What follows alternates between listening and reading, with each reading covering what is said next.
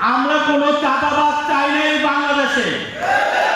এই উপস্থিতি আমি আবারও বলছি, বাংলাদেশ জাতীয়তাবাদী দল বিএনপি আপনাদের কোন নেতা কর্মী যদি চাঁদাবাজি করে থাকে, আমি এই বাংলাদেশের জিয়াউর রহমান এবং খালেদা জিয়ার বাংলাদেশে চাঁদাবাজদের কোনো ঠাঁই দেব না ইনশাআল্লাহ।